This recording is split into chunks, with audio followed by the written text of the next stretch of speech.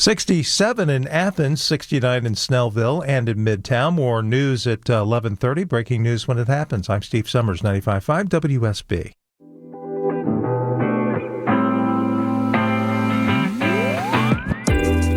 Well, would you look at that? This is the Nightcap with yours truly, and most importantly, your buddy, Jared Yamamoto. This is my new talk show, typically heard Saturdays from 11 to midnight, right here on 95.5 WSB. And I have to say, friends, my goodness, today has been a day. But this is how committed I am to you beautiful people out here in the Atlanta area that have taken your Saturday night to spend it with me. My wife and I hit the road this morning from a wonderful family vacation with her family, my in-laws. At 9 o'clock this morning, we drove 9.5 hours from Jensen Beach, Florida. So if you don't know where Jensen Beach is, that's like near the West Palm area. So I came all the way from South Florida today, drove through traffic. I think I'm running on fast food, gas station Cheetos, and Lay's potato chips right now. I really think that that's how I'm functioning. So I saw that Jason, who is making sure my voice gets to each and every one of you, has judged me for having the coffee so late. But I'm telling you, I am feeding off this adrenaline tonight.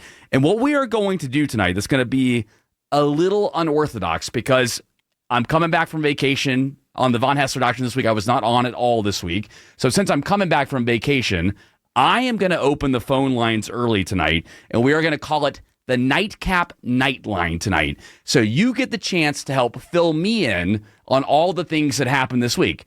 Believe me, I've had a few hours now to kind of catch up on things. I saw the Elon Musk black eye in the Oval Office. I have some questions about that. I also saw that Sydney Sweeney apparently has her own bath water. It's a limited edition soap that is made out of the actress's bath water, and I have questions about that. So believe me. Oh, and the participation trophy rings for Georgia Tech. I saw that story as well. The 7-6 Georgia Tech Yellow Jacket football team from last year all got rings for going 7-6 as a football team. Believe me, I have thoughts about that as well, and we'll get to all that stuff. But I want to break down some of the things that I saw on the road today, and I'll go on and open up those phone lines at 404-872-0750, 1-800-WSB Talk. It's the Nightcap Nightline. You bring up anything that you want to bring up with me, anything that I may have missed in the news cycle this week. But a couple of things that I observed on the road today from Florida. My goodness, I thought Atlanta drivers were bad. I really did. I love this city. You know I'm the biggest cheerleader for this city, but we have some bad drivers in Atlanta. And it's because you have all these people that are driving through our city that don't know where the hell they're going, or they're new to the city. I get it. I give people a pass that are driving on our interstates in Atlanta. It's the people on the side streets that don't know what the hell they're doing. But my God, the Florida drivers are the worst, the absolute worst, especially on the Florida Turnpike. If you've driven that road before, right around the villages, yeah, I'm talking the villages where the old people like to go and swing with each other and go and swap their partners left and right. Yeah, I'm talking about those villages. The Turnpike between 75 and right, I think it's in Ocala, Florida. Ridiculous how much traffic there is through there. And it's because people refuse to be team players on the road. When you're driving, you should be thinking about the other people around you and understand that there are reasons why you have 2 or maybe 3 lanes out there. It's not that difficult. And for me, what I didn't understand was, especially in Florida, this is Atlanta drivers get a pass here because most of the time, if you're in a left lane and somebody is faster coming behind you, I like to move over a lane to let that person go by me. I feel like in Atlanta, that's not the biggest problem that we have. But in Florida, my goodness, if you're in the left lane or if somebody is slow is going in the left lane, and you try to pass them in the right lane, they speed up to try to block you out. So that was one of the observations I made today. But also, I don't know what has happened to fast food on these exits along the way. I mean, it's a long stretch. I mean, 9.5 hours from where I was in the West Palm Beach area all the way to Atlanta. And I mean, the fast food has just gone to crap. There are a few exceptions out there, a few really, well-renowned restaurants like Chick-fil-A and stuff like that are still doing just fine. But man, some of these other ones are just dumps now. It's really gotten bad. And I hope that very soon we figure out, or these companies just say, hey, if we're not serious about actually providing our customers with a decent product while on the road, then we need to shutter our doors or figure out our business plan. But so those are just some of the observations that I made today while on the road. Now, a couple of things while on this vacation. Number one, it was super relaxing. And as I mentioned just a few minutes ago, I was nearly completely unplugged from the news cycle. I say nearly because doing what I do for the Von Hessler Doctrine and, of course, here for my Nightcap, I can't stay fully unplugged from the news cycle. I can't do it all the way, but I did a really good job for the most part of unplugging during that time. And while on the roads, because for the past 3 weeks I've been on the road, the last 2 weeks just going back and forth from driving down to Jensen Beach and then driving back this weekend. Obviously, those are the two reasons why I was on the road those weekends. But the weekend before that, I had a wedding in Jacksonville. So I feel like I've lived in Florida. Florida's been my second home over the past couple of weeks. But one of the things that I noticed is, especially those, and see if you follow me here on this one, because I realize this is going to be a very controversial thing that I'm going to bring up with you. When driving in Georgia and you pull off at these really crappy fast food restaurants, and believe me, there are really crappy fast food restaurants in Florida as well. What I did notice is when you pull off there and you look at all the options, whether it's chicken, whether it's beef, and whether it's fish, you see all the options laid out there. When you're in Georgia, you get more freshwater fish options that are available on these fast food menus or these fast casual restaurants, right? And as you get closer and closer to the coast, you just get more and more saltwater options.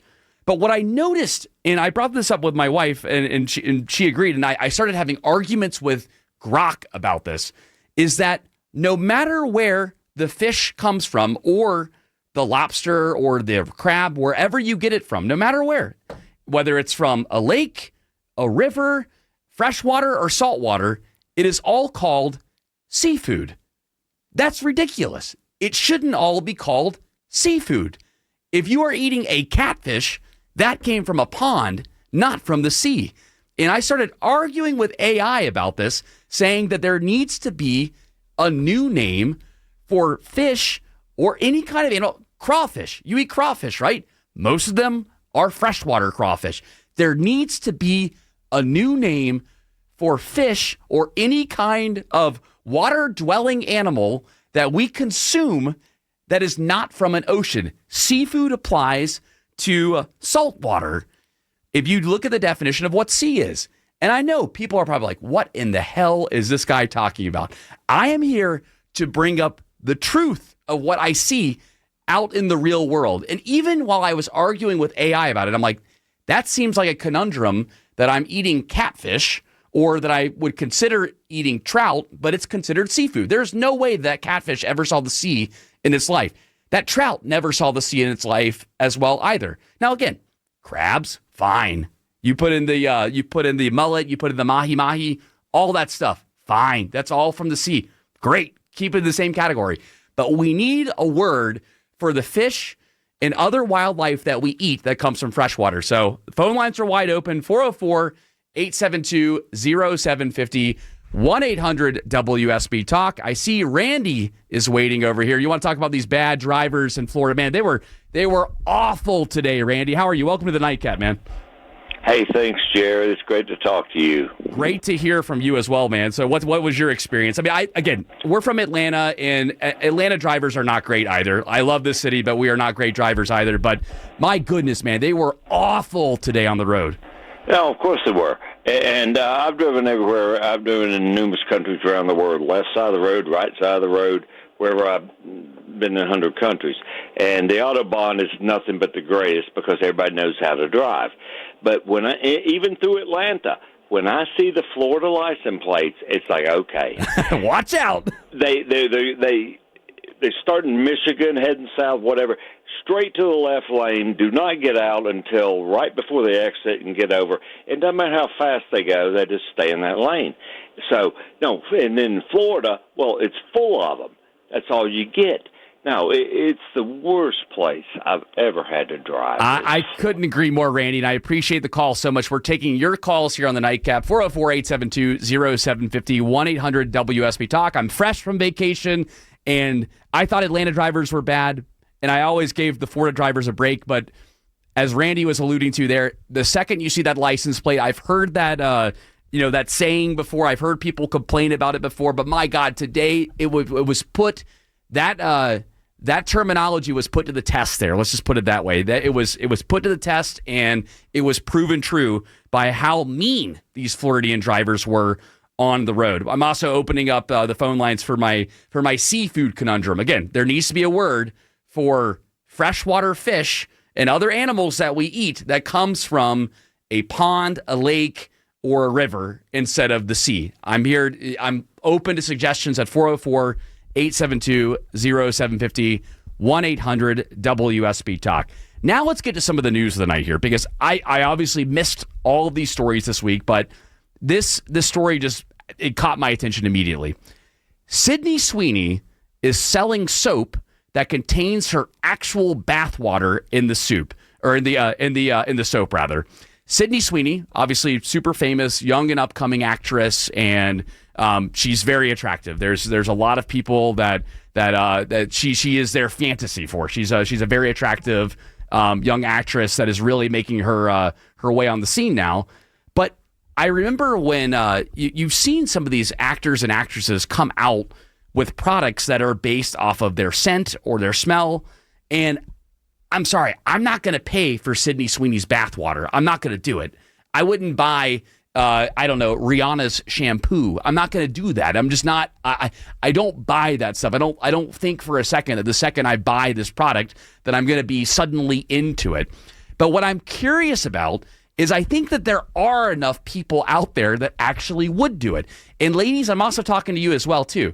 So if there was a bodily fluid that you could potentially buy from a man, and again, we got to keep it PG. I know it's late night now, so I mean, we've got to keep it PG for the FCC compliance here. But what I am genuinely curious about, because the guys, I know, there are more directions that we can go with the stuff that we want from these celebrities out there. But for the ladies, I want to ask you as well, too. Is there like a celebrity crush that you would want to get? I don't know, maybe his shavings or something like that. Maybe you want to get some sweat or something like that from one of your favorite celebrities. To me, when I see stories like this, I find it to just be absolutely ridiculous. And if you're curious about it, it's called Dr. Squatch is the name of the company that's coming up with it. And it's Sydney's Bathwater Bliss. Sydney's bathwater medium grit. So again, it claims to have some of Sydney Sweeney's own bathwater in this soap. And for me, I'm just like, I'm not going to fall for that. I'm not going to be the one that actually jumps in there. I know Gwyneth Paltrow had the hoo-ha smelling candle, right? Where again, she was selling a candle that smelled like her hoo-ha. And I'm not going to fall for those gimmicky things. But I am curious what you might fall for. Is there a product out there where you're like, you know what? I've been a fan of Clint Eastwood my entire life. Maybe I want to get some of his bodily fluid or something like that. Let's have fun with it. 404-872-0750, 1-800-WSB-TALK. It's the Nightcap with Jared Yamamoto, and we are proudly brought to you by Guardian Home Experts, Heating, Air, and Plumbing.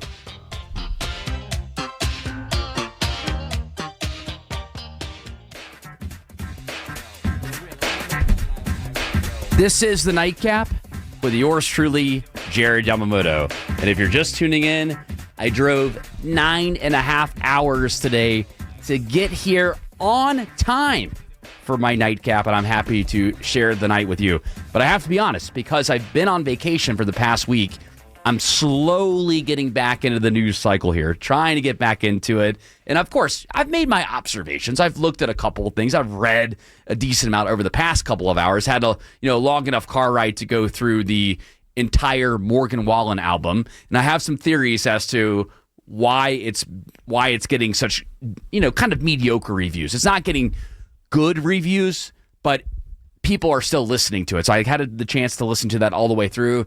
Miley Cyrus also has a new single out as well. Perhaps I'll get to that in just a second. But one of the things I wanted to bring up here is, number one, congratulations to the Indiana Pacers for making the NBA Finals. They'll take on the OKC Thunder.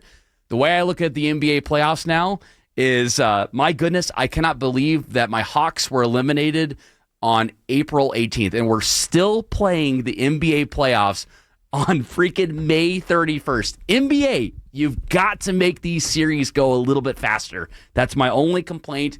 I am excited about the series. I really believe in OKC, SGA. I think OKC is going to win it in 6, although I also like the Pacers as well, too. I just want it to be a good series, and congratulations to both teams, although my Hawks are coming for you next year. But I think the biggest sports story for me, and this is just, again, perusing through some headlines on the car ride back to Atlanta here, is Georgia Tech unveils rings for their 2024 football season. They received new, year rings, I guess, commemorating their 2024 season. The Yellow Jackets finished their season 7-6, including a perfect 5-0 record at Bobby Dodd Stadium. And I'm like, that is not enough to get a ring. 7-6, and you're going to give those players a ring? I mean, again, I love what Coach Key is doing over at Georgia Tech. In the rivalry, I pull for Georgia way more often than Georgia Tech. But let's face it, it's a lot better when Tech is competitive, and Tech is pretty competitive now. They're a much better team than they were 2-3 years ago. But to give the kids a ring? I mean, what does this say? What does this say to the next team that goes, I don't know, let's say they go 8-5 next year. What are you going to give them an extra NIL bonus on top of it? You're going to throw an extra $3,000, $4,000 plus an even bigger ring? I mean, it's getting out of control here. And for Georgia Tech, you should not be proud of this. You should not be proud of this moment where you decided to give these players rings for going 7-6. I get that it's, massive improvement for the program and you're happy. And I guess if this gets recruits to stay at your school, then by all means, I guess do it.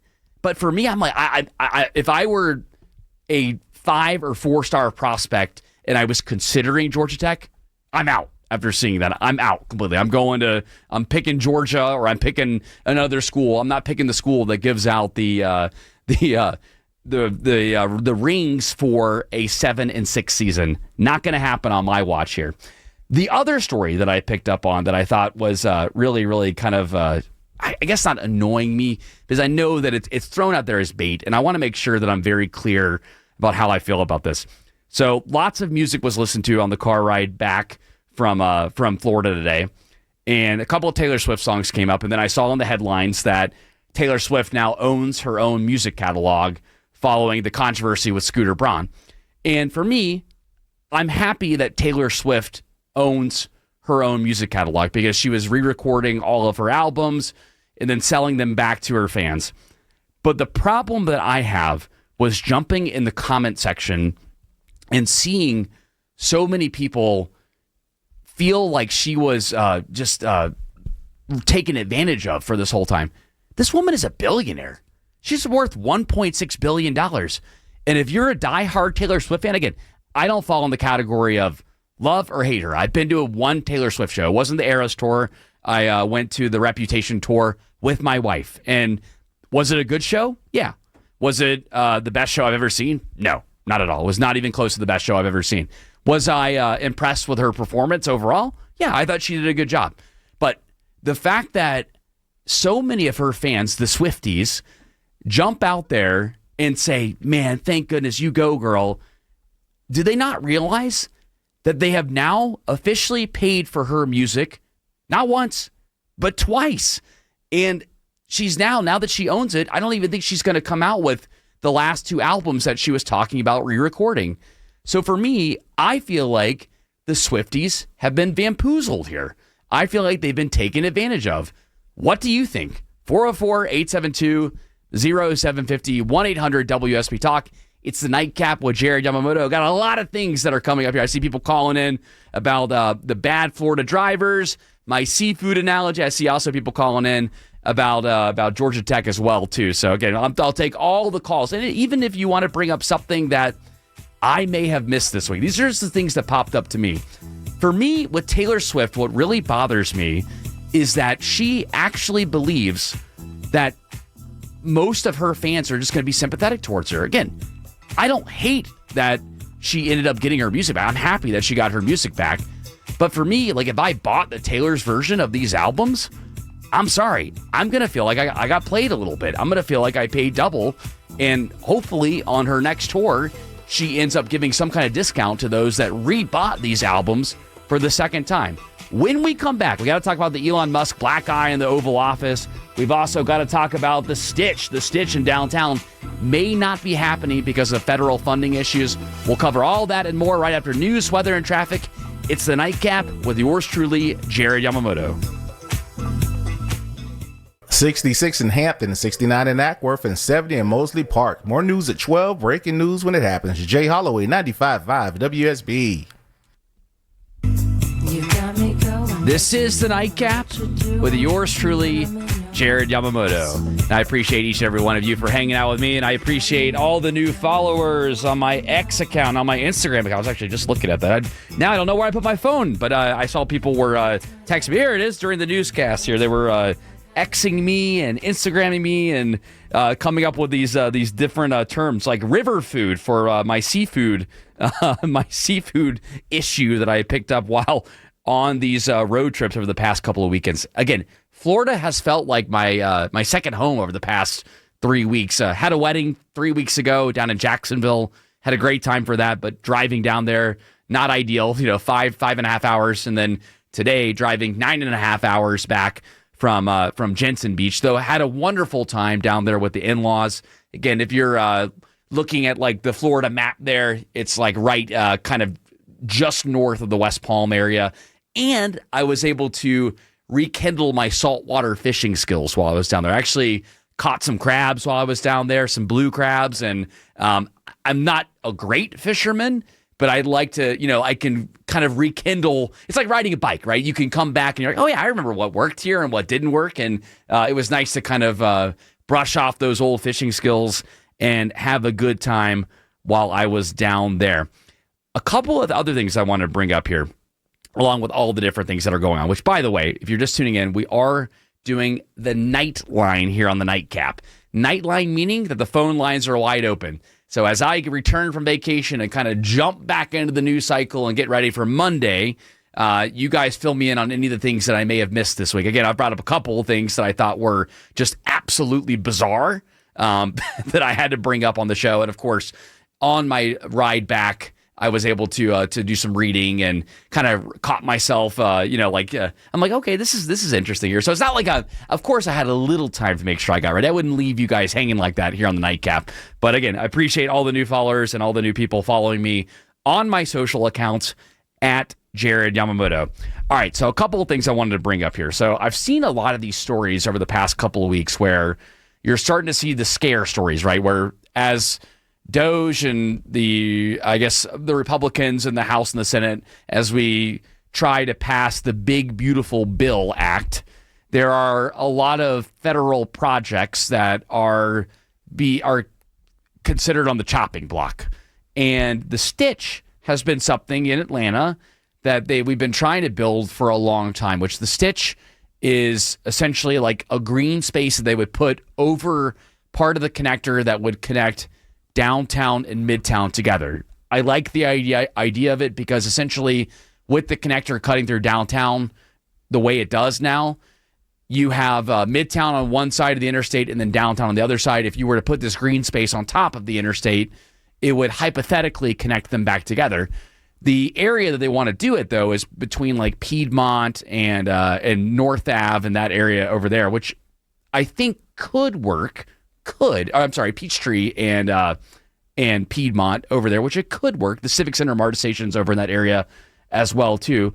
But I really think in order for the Stitch to work properly, what you would need to do is put it and connect Midtown with like the Georgia Tech area. So like Bobby Dodd Stadium. Imagine if there was a green space between, going from Bobby Dodd Stadium to the Varsity or something like that. I think that would be a much more useful way to spend that federal money. But you're seeing these scare stories now where it's like, well, I don't think Atlanta's going to get that money. Oh, I don't think they're going to get this kind of money.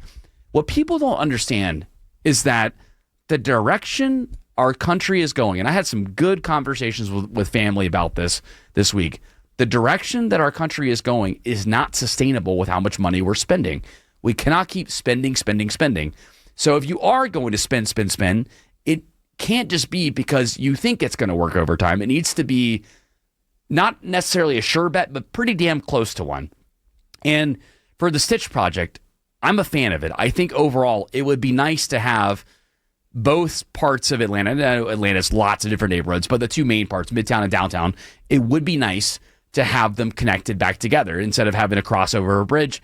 But believe me, when I lived in Midtown, there were plenty of times where I walked home from the old Turner Field. There were times where I would walk home from State Farm Arena or from any of like the downtown areas. It's not as far as you think, but if there were a green space there, instead of having to walk over a bridge, I think I would have enjoyed that walk a lot more than the difference between going from one part of town to the other part of town. There was a change that happened on that walk. And I think that in order for this to work out, what they need to really do is they need to say, hey, let's go and focus on where the most populated areas of town are and try to connect them. I would love to see that entire stretch basically from Atlantic Station down to I guess 10th Street and just connect it up from there. Maybe even go all the way down to North Ave. Rather, I'd go North Ave all the way to 17th Street. That's where I would put the Stitch. And then if it is successful there, then you continue to use it. But don't keep putting out all these stories where it's like, well, this federal funding might not happen. Ladies and gentlemen, let me just say this, that if we continue spending the way that we're spending in this country, it's not sustainable long term. We have to make cuts in some places. And to my Republican friends too, you do have to make cuts in places you don't like either. You have to make cuts in defense, and you have to make cuts in those other places as well too. There are places across the board where we could be leaner and more efficient, and that needs to be applied across the board. And unfortunately, with projects like this, you have to find ways to make sure that it's practical and that people will use it. So I wanted to give my take on that. And the phone lines are wide open at 404-872-0750, 1-800-WSB-TALK. You know what, Jason? I've gone all this way here, and I haven't opened up the news of the night, of course. I have not opened up the news of the night. Oh, it's all good there, man. I think my mixer is down. But what I wanted to do is, in the news of the night here, I saw all these bizarre stories about Elon Musk, right? Elon Musk had a black eye in the White House, and essentially there was a lot of speculation as to why he had the black eye, that some kind of bad blood was developing in the White House, which, believe me, if you hung out with Elon Musk long term, in the short doses that I've seen him in the public eye, I'm sure that he would probably get annoying after a while. Now, the guy is brilliant. He's way smarter than me, and you can't take that away from him. But I'm sure that he would get super annoying and probably think that he knew what was best for everything that he tried to do. But that's okay, though. And I think what's interesting was jumping into some of like the conspiracy rabbit holes that were happening with this story here. Apparently, his son is the one that it was playing with him and hit him in his eye. And I don't think any foul play happened in the White House. I don't think that like one of the advisors to Trump or anything like that just suddenly hit him or anything like that. But it was an awkward looking image. And then I saw this other story where apparently he was balancing a spoon on a video on X, and it looks like, as some of the users are saying, that he was on ketamine while doing that, which for me, like, the thing about Elon Musk is that he has admitted that he's taken ketamine before. And it would be weird for him to put that kind of content out there. But at the same time, though, I think I'm like, if he's been open about taking it in the past before, then I'm not as upset with him for doing it. He shouldn't do that. And I'm not here to say that you should do that. But what I'm saying is that would be more on brand for him to do that. And I just think it's interesting now that because he's because his time at Doge is officially over and they're sunsetting it. Now all the stories are, oh my gosh, Elon Musk lost so much credibility while he was in that White House. Did he? Did he lose a lot of credibility? I don't think he did. I think that for his companies, it was not a good time for him to be in the White House. But overall, though, I think that he actually was quite beneficial and did expose a lot of waste, fraud, and abuse that was going on within the government. And Doge is going to continue doing what it needs to do. Going back to that Stitch project story that I was telling you about, it's the exact same thing here.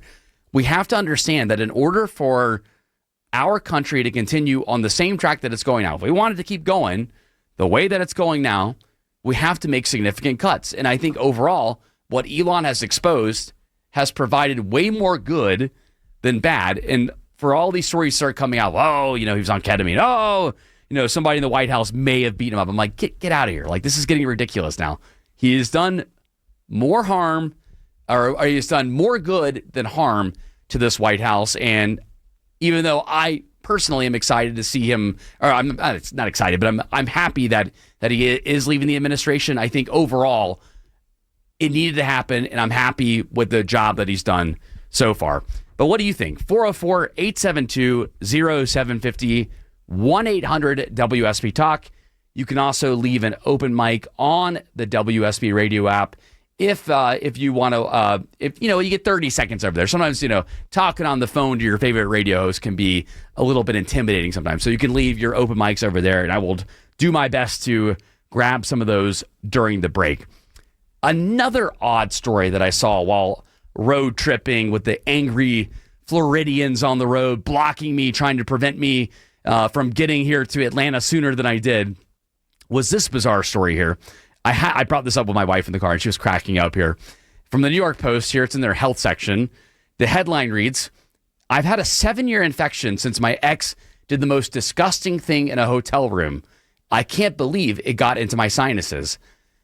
The drum roll here, her ex farted in her face, and she claims that it caused the worst sinus infection of her life. Went viral on TikTok for this claim.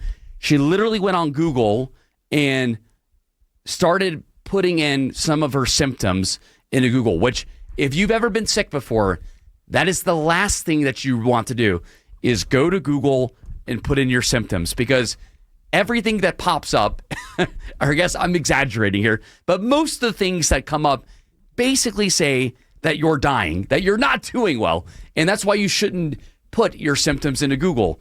But she claims that she's had a sinus infection for 7 years, and it was all because of her boyfriend farting in her face, which I just find that to be absolutely absurd.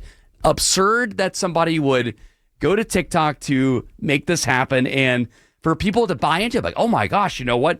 Now that I think about it, my husband has done something like that before, or my boyfriend has done something like that, and I haven't felt the same since then. So either this is a ploy to go viral on social media, or, I'll even make it 3 options. Or she's absolutely crazy, or it was an absolute freak option. You let me know what you think. You can comment on my socials at Jared Yamamoto, because when I read this story, I'm like, this is absolutely absurd that somebody would come to this conclusion. Now, the other story I wanted to get to here was Kyle Pitts, man. Kyle Pitts has been an absolute bust here for the Atlanta Falcons since we've had him. Yeah, thank you there, Jason. Let me catch my breath here. We'll come right back. I'll take your calls at 404-872-0750, 1-800-WSB Talk. It's the Nightcap with yours truly, Jared Yamamoto.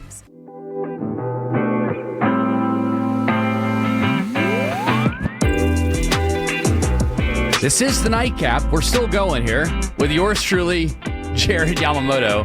Man, my voice just I completely lost it there. I think I was singing too much in the car ride from Florida earlier today. My goodness, I apologize for that.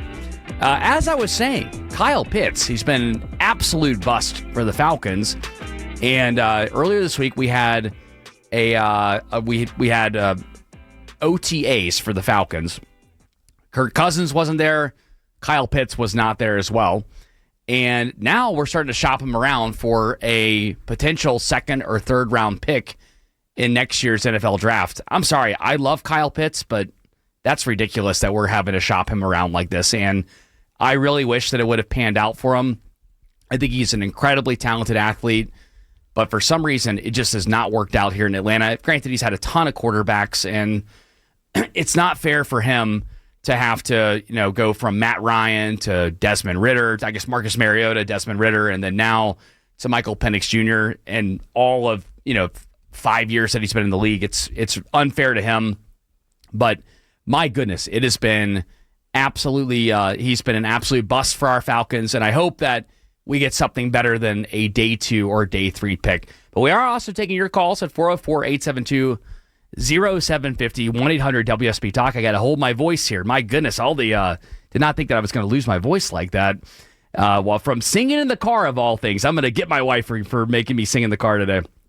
The last story I wanted to get to tonight was from Slate here.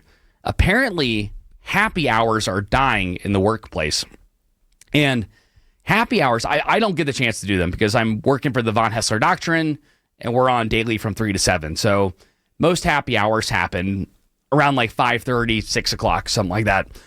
So by the time I'm getting off work, most of the time people are either done with happy hours or it's moved on to something else.